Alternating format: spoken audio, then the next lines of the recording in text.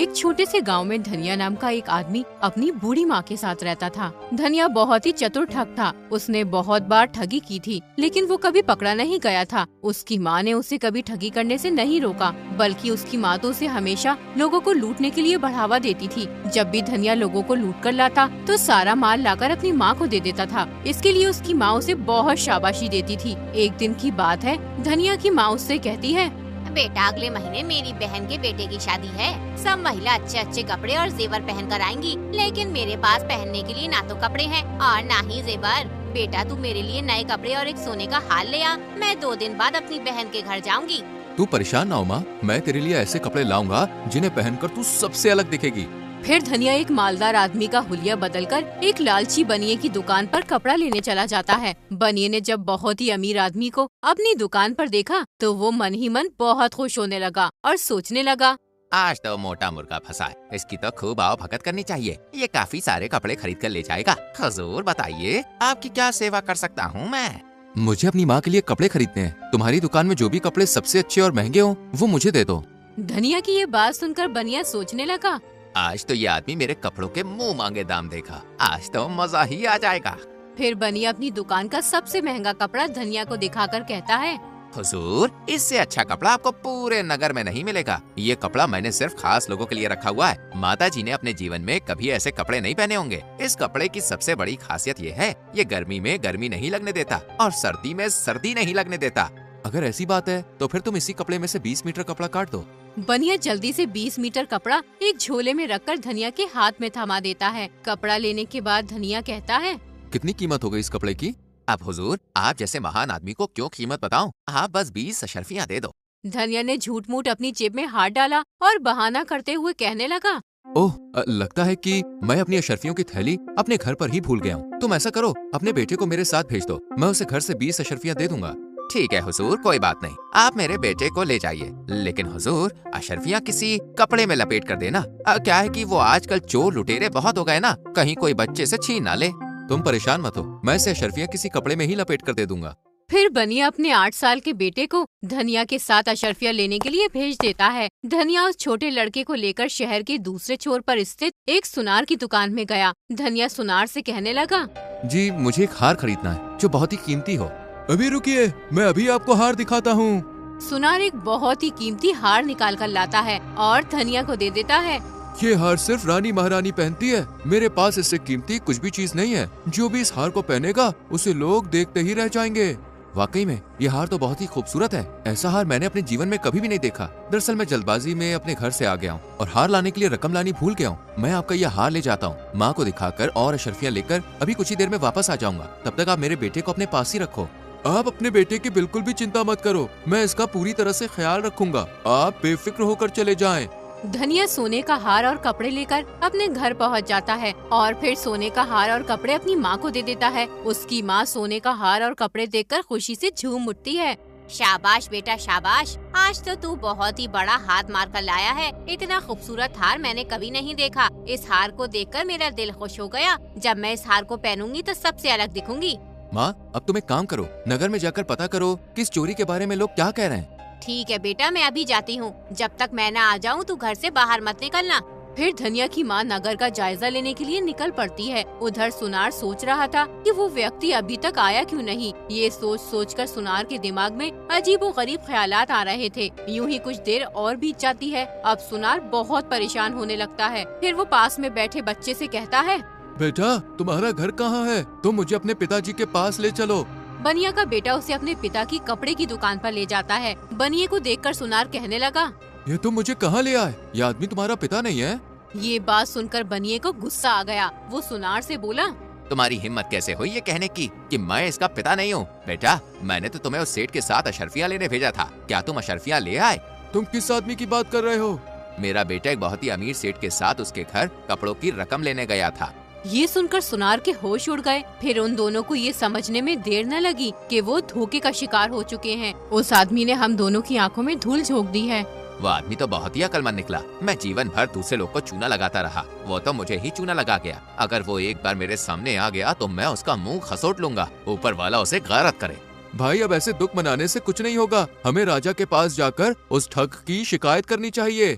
तुम ठीक कह रहे हो। हमें राजा से उसकी शिकायत करनी चाहिए, वरना वो हमारी तरह किसी और को भी ठग लेगा। सुनार और बनिया दोनों महाराज के दरबार में पहुंच जाते हैं। हुजूर, हम दोनों लुट गए, वो हमें ठग कर ले गया, कृपया हमारी मदद कीजिए। कौन ले गया तुम दोनों को ठक्कर? हुजूर, एक ठग सरेआम लोगों को लूटता फिर रहा है। हम दोनों भी उसकी बातों में आकर उसकी ठगी के शिकार हो गए। फिर दोनों विस्तार से सारी बात महाराज को बताते हैं। उनकी बात सुनकर राजा कहता है, इतनी हिम्मत किस आदमी में जो हमारे नगर में खुलेआम ठगी करता फिर रहा है? उसी समय दरबार में एक घोड़ों का व्यापारी जो राजा को घोड़े बेचने के लिए आया था वहाँ पर मौजूद था। वो राजा से कहने लगा, महाराज, एक ठग को कभी न कभी घोड़े की आवश्यकता जरूर पड़ती है। वो ठग जो भी है वो मेरे पास जरूर आएगा और तब मैं उसे धर दबोचूंगा और फिर उस नामुराद को जंजीरों में पकड़कर आपके सामने हाजिर करूंगा। उसके बाद आप उसे सख्त से सख्त सजा देना, जिससे वो कभी ठगी या फिर चोरी करने की सोचे भी नहीं। ठीक है, तो फिर हम उस ठग को पकड़ने की जिम्मेदारी तुम्हें देते हैं। अगर तुम उसको पकड़ने में कामयाब हो गए तो हम तुम्हें बहुत बड़ा इनाम देंगे। उसके बाद व्यापारी वहाँ से चला जाता है। अगले दिन ये खबर पूरे शहर में फैल गई कि शहर में एक ठग है और महाराज ने उस ठग को पकड़ने की जिम्मेदारी व्यापारी को दी है। इसके बदले महाराज व्यापारी को बहुत बड़ा इनाम देंगे। ये खबर एक नाचने वाली महिला भी सुन लेती है। वो लालच में आकर सोचने लगती है, मेरा नाच देखने दूर दूर से बड़े बड़े लोग आते हैं। अगर उस ठग को मैंने पकड़ लिया तो महाराज मुझे मुंह मांगा इनाम देंगे। मुझे महाराज के पास जाकर उस ठग को पकड़ने की बात बतानी चाहिए। ये सोचकर वो महिला राजा के पास पहुंच जाती है और राजा से कहने लगती है, महाराज, मैं एक नर्तकी हूँ। मेरा नाच देखने दूर दूर से लोग आते हैं। वो ठग भी मेरा नाच देखने जरूर आएगा, क्योंकि ठग को जब अचानक पैसा मिलता है तो वो जरूर उसे नाच गाना देखने में उड़ाता है। वो ठग जब भी मेरा नाच देखने के लिए आएगा मैं उसको पकड़कर आपके सामने हाजिर कर दूंगी। तो तुम भी उस ठग को पकड़ना चाहती हो? तो ठीक है, अगर व्यापारी से पहले तुमने उस ठग को पकड़ लिया तो हम तुम्हें मुंह मांगा इनाम देंगे। उधर धनिया की माँ जब ये खबर सुनती है कि एक व्यापारी और नाचने वाली ने धनिया को पकड़ने की जिम्मेदारी ली है तो वो अपने बेटे से कहती है, बेटा, तुम्हारी ठगी की खबर सारे नगर में फैल गई है। एक व्यापारी और एक नाचने वाली ने तुम्हें पकड़ने की जिम्मेदारी ली है। अब तुम्हें सावधान रहना होगा। घबराओ मत माँ, उस व्यापारी और नाचने वाली को ऐसा सबक सिखाऊंगा कि वो भी जीवन भर याद रखेंगे कि किससे पाला पड़ा था। अगले दिन जब घोड़ों का व्यापारी अपने घर में बैठा आराम कर रहा था तो धनिया अपना अमीर सेठ वाला भेष बदलकर उसके सामने आ पहुंचा। घोड़ों के व्यापारी ने सोचा कि ये आदमी अवश्य ही शहर का कोई नामी गिरामी सेठ होगा। व्यापारी को ये बिल्कुल भी शक नहीं था कि उसका पाला उसी ठगी से पड़ा है जिसे वो पकड़ना चाहता था। आपको पहले कभी इस नगर में नहीं देखा, लगता है परदेसी हो। जी हाँ हुजूर, मैं परदेसी हूँ। मैं घोड़ों का व्यापारी हूँ। इस नगर के राजा को घोड़े बेचने आया था। फिर तो आप हमारे मेहमान हुए। हम हर परदेसी आदमी को अपना मेहमान समझते हैं। वैसे आप इस वीरानी जगह में अकेले कैसे रहते हैं? हुजूर, आदत हो गई है। हम ज्यादातर जंगल में ही पड़ाव डालते हैं जिससे घोड़ों को घास लाने में दिक्कत ना हो। आप मेरे साथ चलकर रहिए, मैं इसे अपना सौभाग्य मानूंगा। नहीं नहीं सरकार, आप कष्ट क्यों करते हैं? मुझे कोई परेशानी नहीं है, मैं यहाँ बिल्कुल ठीक हूँ। अरे भाई, इसमें कष्ट कैसा? आप हमारे राज्य में आए हैं, आप हमारे मेहमान हैं, इसलिए आपको मेरे साथ चलना ही होगा। धनिया बहला फुसलाकर व्यापारी को अपने साथ ले जाता है। असल में धनिया व्यापारी को उस नाचने वाली के पास ले जा रहा था जिसने उसको पकड़ने की जिम्मेदारी ली थी। जब वो नाचने वाली दो धनवान लोगों को अपने घर में देखती है तो वो मन ही मन बहुत खुश होती है। उसने पहले कभी ना तो ठग को देखा था और ना ही व्यापारी को। वो दोनों का बड़े ही अच्छे तरीके से स्वागत करती है। उसके बाद धनिया उस महिला को एक तरफ ले जाता है और उससे कहता है, मेरा ये मित्र बहुत ही धनवान है। ये बड़ी दूर से सिर्फ तुम्हारा नाच देखने आया है। इसकी खातिरदारी में कोई कमी नहीं रहनी चाहिए।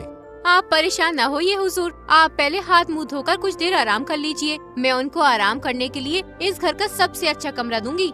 फिर वो महिला व्यापारी को एक बहुत ही सुंदर कमरे में छोड़ आती है। उसके बाद वो धनिया से कहने लगती है, हुजूर, आप यहाँ नहीं रुकेंगे? नहीं, मैं थोड़ी देर बाद आऊंगा। दरअसल बात यह है कि मैं एक सुनार हूँ और अभी मुझे राजमहल में जाना है। वहाँ मुझे महारानी जी के लिए आभूषण तैयार करने हैं। तभी धनिया की नजर नाचने वाली के पहने हुए आभूषणों पर पड़ जाती है। उसके आभूषण देखकर वो कहने लगा, अरे देवी जी, आपके आभूषण तो बहुत ही पुराने और मैले मालूम पड़ते हैं। यदि आप चाहें तो मैं इन आभूषणों को धोकर चमका के बिल्कुल ऐसा बना दूंगा जैसे मानो बिल्कुल नए हो। और मैं आपसे इस काम के लिए कोई पैसे भी नहीं लूंगा। आपने मेरे मित्र की इतनी सेवा की, अब इतना तो मैं आपके लिए कर ही सकता हूँ। बेचारी वो महिला धनिया की बातों में आ गई और फिर उसने अपने सारे आभूषण एक पोटली में बांधकर धनिया को दे दिए। हुजूर, मेरे आभूषणों को इस तरह चमकाना कि देखने वालों की आंखें चुंदिया जाएं। आप बिल्कुल भी चिंता न करो देवी जी, मैं इन्हें इस तरह चमकाऊंगा कि इन्हें पहनने के बाद जो भी आपको देखेगा वो बस देखता ही रह जाएगा। फिर धनिया गहनों की पोटली लेकर व्यापारी के पास जाता है। व्यापारी सोच रहा था कि ये घर धनिया का ही है, इसलिए वो धनिया से कहता है, आपने मुझे कितना आलीशान कमरा दिया, इसके लिए मैं आपका हमेशा आभारी रहूंगा। अरे ऐसी कोई बात नहीं है भाई, मेहमान की खातिरदारी करना तो इंसान का फर्ज होता है। मेरी पत्नी मेरे जाने के बाद आपका ख्याल रखेगी। मुझे कुछ जरूरी काम से राजमहल जाना पड़ रहा है, मैं कुछ ही देर में वापस आ जाऊंगा। आप एक काम कीजिए हुजूर, मेरा घोड़ा ले जाइए, आपको आने जाने में कोई परेशानी नहीं होगी और आप राजमहल से जल्दी वापस भी आ जाओगे। मेरा घोड़ा बहुत ही तेज रफ्तार से दौड़ता है। अरे ऐसा घोड़ा आपने दुनिया भर में कहीं भी नहीं देखा होगा। आपने मेरे लिए इतना कुछ किया है, अब उसे देखते हुए ये तो कुछ भी नहीं है। फिर धनिया व्यापारी का घोड़ा और नाचने वाली के आभूषण लेकर फरार हो जाता है। घर पहुंचकर धनिया अपनी माँ से कहता है, माँ, ये जेवर उस नाचने वाली के हैं और ये घोड़ा व्यापारी का है, जिन्होंने राजा से मुझे पकड़ने का वादा किया था। ये सब तुम्हारे लिए है माँ। वाह मेरे बेटे, मुझे तुम पर बहुत ही गर्व है। तुमने उन दोनों को अच्छा सबक सिखाया। अब कोई भी तुम्हें पकड़ने की हिम्मत नहीं करेगा। माँ, कल तुम नगर में जाकर लोगों को बातचीत करते सुनना कि इस बारे में लोगों में क्या चर्चा हो रही है। उधर व्यापारी और नाचने वाली दोनों को मालूम हो जाता है कि जिस ठग को उन्होंने पकड़ने की जिम्मेदारी ली थी, उसी के हाथों वो दोनों ठगे जा चुके हैं। वो दोनों दौड़ते हुए राजा के पास जाते हैं और महाराज से कहते हैं, महाराज, वो ठग हमें लूट कर ले गया। मैंने पूरी जिंदगी नाच कर जो पैसे कमाए थे, उनसे मैंने अपने जेवरात बनवा लिए थे। वो ठग मेरे सारे जेवर ठग कर ले गया। महाराज, वो ठग मुझसे भी मेरा प्यारा घोड़ा ले गया। मैंने उस घोड़े को 1000 अशरफियों में खरीदा था। मेरा वफादार घोड़ा मुझसे दूर हो गया। कृपया उस ठग को पकड़ने के लिए कुछ करिए महाराज। दोनों की बात सुनकर महाराज मंत्री जी को बुलाते हैं और उनसे कहते हैं, मंत्री जी, वो ठग तो बहुत ही चालाक है। वो तो हमारी सोच से भी आगे निकला। अब आप ही उस ठग को पकड़ सकते हैं। महाराज, वो बदमाश मुझसे बचकर नहीं जा सकता। वो जहाँ भी है, मैं उसे पकड़कर 2 दिन के अंदर आपके सामने पेश कर दूंगा। उसके बाद मंत्री जी सैनिकों को लेकर ठग की तलाश में निकल पड़ते हैं। धीरे धीरे धनिया पूरे नगर में प्रसिद्ध हो जाता है। हर किसी की जबान पर उसी का नाम था। अरे तुमने सुना है, हमारे नगर में एक ठग घुस चुका है। अरे भैया, बहुत से लोगों ने उसे पकड़ने की कोशिश की है, लेकिन जो भी उसे पकड़ने की जिम्मेदारी लेता है, वो उसी को ठग लेता है। महाराज भी उस ठग से बहुत परेशान है। मैंने तो ये भी सुना है कि अब मंत्री जी भी उस ठग को पकड़ने खुद निकले हैं। अरे मुझे तो शक है कि कहीं वो ठग मंत्री जी को भी ना ठग ले। दूर खड़ी धनिया की माँ उन दोनों आदमियों की बात सुन रही थी। वो जल्दी से अपने घर जाती है और धनिया से कहती है, बेटा, अब तुम्हें और भी ज्यादा चौकन्ना रहना पड़ेगा, क्योंकि मंत्री जी खुद तुम्हें पकड़ने निकले हैं। चिंता न करो माँ, मंत्री जी को ऐसा पाठ पढ़ाऊंगा कि उसे छठी का दूध याद आ जाएगा। फिर धनिया अपना भेष बदलकर मंत्री जी की तलाश में निकल पड़ता है। मंत्री जी उसे जंगल में सिपाहियों के साथ मिलते हैं। धनिया उनसे कहता है, मंत्री जी, सुना है कि तुम उस ठग की तलाश में निकले हो जिसने पूरे नगर को परेशान कर रखा है। अरे भाई, उसने पूरे नगर को नहीं बल्कि महाराज को भी परेशान कर रखा है। अगर एक बार वो मेरे हाथ आ गया तो उसे महाराज से कहकर सूली पे लटकवा दूंगा। पूरा 1 दिन हो गया है उसे तलाश करते करते। कल तक मुझे उसे पकड़कर कैसे भी महाराज के सामने पेश करना होगा। मंत्री जी, उस ठग को पकड़ने में मैं तुम्हारी सहायता कर सकता हूँ। तुम मेरी सहायता कैसे कर सकते हो? क्या तुम जानते हो उस ठग को? मैं उसे तो नहीं जानता, लेकिन उसका पता तुम्हें एक साधु बाबा से लग सकता है। उन्हें हर चीज का ज्ञान है। वो तुम्हें उस ठग का पता जरूर बताएंगे। लेकिन वो साधु बाबा मुझे मिलेंगे कहाँ? वो नगर के बाहर वाले जंगल में रहते हैं। धनिया की बातों में आकर मंत्री जी उस साधु की ओर चल पड़ते हैं। उनके जाने के बाद धनिया साधु बाबा का भेष बदलकर नगर के बाहर वाले जंगल में जाकर एक पेड़ के नीचे बैठ जाता है। कुछ ही देर में मंत्री जी भी वहाँ पहुँच जाते हैं। साधु जी, मैंने सुना है कि तुम बहुत बड़े ज्ञानी हो, तुम्हें हर बात का इल्म है। हाँ बेटा, तुमने बिल्कुल सही सुना है। सब ईश्वर की कृपा है। बाबा, हमारे नगर में एक ठग घुस चुका है। उसने लोगों का जीना दुश्वार कर रखा है। कृपया मुझे बताइए कि वो ठग मुझे कहाँ मिलेगा। मैं उसे पकड़कर राजा के पास ले जाना चाहता हूँ।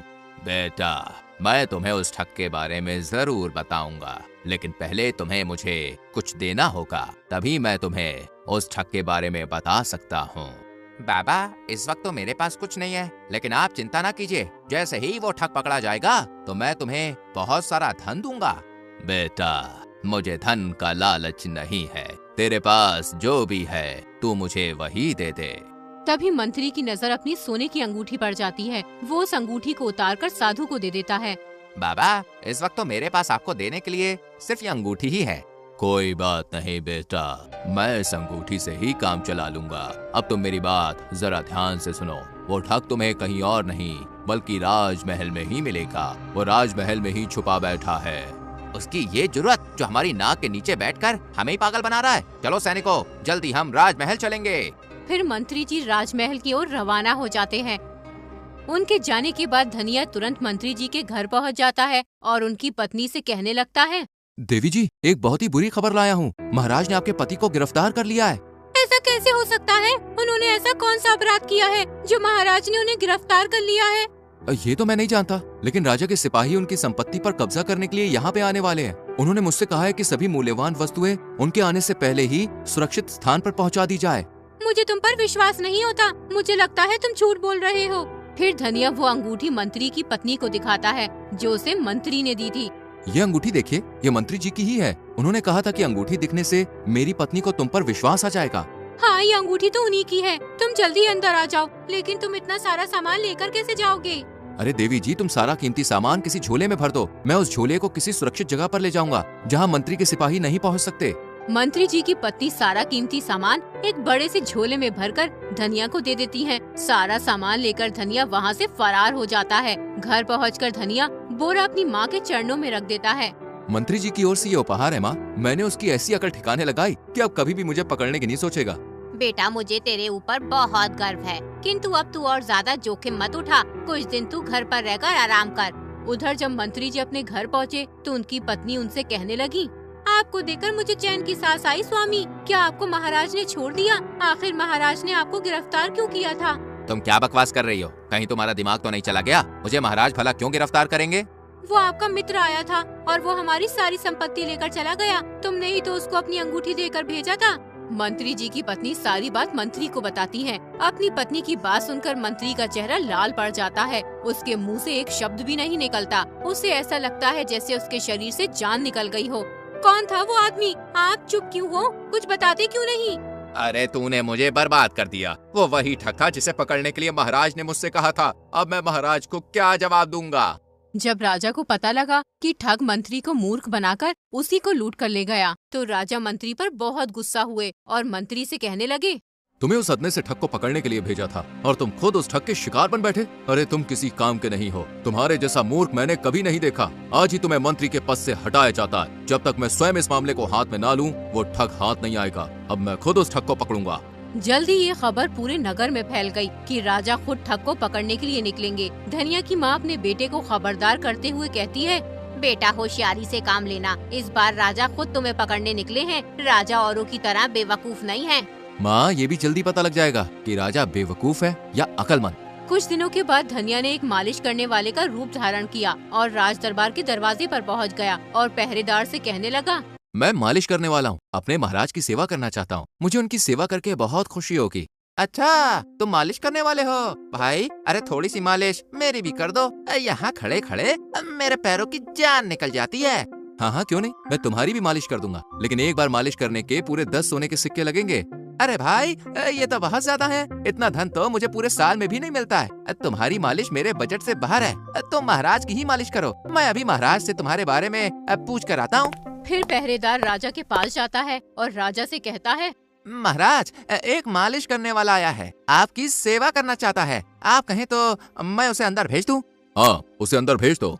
फिर पहरेदार धनिया को अंदर भेज देता है तो राजा धनिया से कहता है, तुम बहुत ही अच्छे समय पर आए हो। उस ठग को पकड़ने के चक्कर में कुछ दिनों से मैं बहुत थक गया हूँ। मेरे जोड़ जोड़ में दर्द हो रहा है। महाराज, आप बिल्कुल भी चिंता न करें। मैं आपकी ऐसी मालिश करूंगा कि आप जीवन भर याद रखेंगे।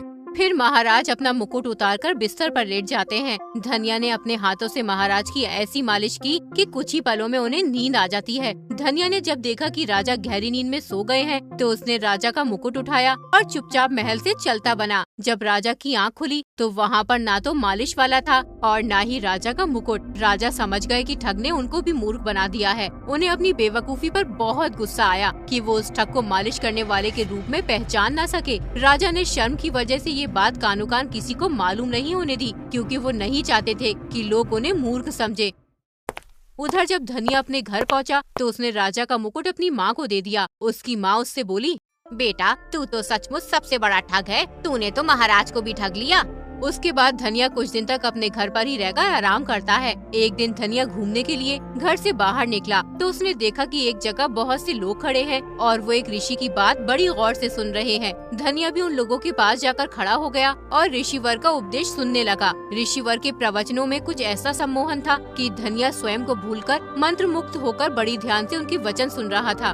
भाइयों, हमें अपने आचरण से किसी भी मनुष्य को दुख नहीं पहुंचाना चाहिए। यदि जीवन के सुखों पर तुम्हारा अधिकार है तो दूसरों का भी उतना ही अधिकार है। तुम्हें ये भी ध्यान रखना चाहिए कि किसी और की संपत्ति को ना चुराओ। तुम्हें दूसरों के प्रति ऐसा व्यवहार कभी नहीं करना चाहिए जो तुम नहीं चाहते कि दूसरे लोग तुम्हारे प्रति करें, जिससे तुम्हें पीड़ा पहुंचती है, उससे दूसरों को भी कष्ट होता है। ऋषिवर की बात सुनकर धनिया सोचने लगा, ये ऐसा क्यों कह रहा है? मेरा धंधा तो लोगों को लूटना ही है। मेरी माँ कहती है कि ठगी करना ही मेरा कर्तव्य है। धनिया, जिसने आज तक कभी अपने कर्मों और परिणामों के बारे में नहीं सोचा था, अब पश्चाताप की अग्नि में जलने लगा। वो सोच रहा था, मैंने आज तक जितने भी लोगों को ठगा है वो सभी तो मेरी तरह से ही इंसान थे। उनकी भी भावनाएं थी। उन सबने मुझ पर कितना विश्वास किया था और मैंने उन्हें धोखा दिया। ये मैंने क्या कर दिया? मैं तो बहुत बड़ा पापी हूँ।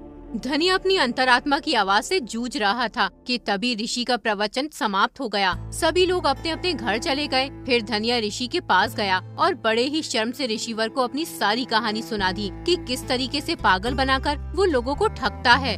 ऋषिवर, आपकी बातों ने मेरे दिल को बदल दिया है, किंतु अब मैं ऐसा क्या करूं कि मेरे पिछले सभी पाप धुल जाएं? यदि तुम्हें वास्तव में पश्चाताप है तो तुम वही करो जैसा मैं तुम्हें कहता हूँ। अगले दिन वही ऋषि राजमहल में भी प्रवचन देने के लिए आए थे। स्वयं महाराज उनका प्रवचन सुन रहे थे। प्रवचन देने के बाद महाराज ने कहा, ऋषिवर, आप हमारे राज्य के सबसे अधिक ज्ञानी व्यक्ति हैं, परंतु आप तो जानते हैं कि पिछले कई दिनों से एक चोर ने हमारी नाक में दम कर रखा। उसकी वजह से मैं बहुत परेशान रहता हूँ। उसने मेरी नींद, चैन सब छीन लिया है। उसकी खोज करते करते बहुत दिन हो गए, लेकिन अभी तक वो हाथ नहीं लगा। राजा की बात सुनकर ऋषिवर ने अपने साथ आए हुए ठग धनिया की ओर इशारा किया। महाराज, ये वही आदमी है जिसने आपको परेशान कर रखा है। ये देखकर महाराज हैरान रह गए। उन्होंने तुरंत सैनिकों को आदेश दिया, सैनिकों, इस गुस्ताख को तुरंत गिरफ्तार कर लो। इसने पूरे नगर का अमन चैन छीन लिया है। इसकी वजह से हमने बहुत परेशानी उठाई है। राजा की बात सुनकर धनिया उनसे विनती करने लगा, महाराज, आप मुझे जो भी दंड देना चाहें मुझे स्वीकार है। मैं और मेरी माँ वो सभी सामान लेकर आए हैं जो मैंने कभी लोगों को बेवकूफ बनाकर ठगा था। आप उस सामान को इनके असली मालिक तक पहुँचा दीजिए। महाराज, अब धनिया पहले की तरह ठग नहीं है। अब धनिया सुधर चुका है। कृपया आप इसे माफ कर दीजिए। ठीक है ऋषिवर, अगर इसे अपनी गलती का एहसास हो गया है तो हम इसे माफ करते हैं और इस नए जीवन के लिए तुम्हें शुभकामनाएं देता हूँ। महाराज, आपका बहुत बहुत धन्यवाद। आप बहुत दयालु हैं।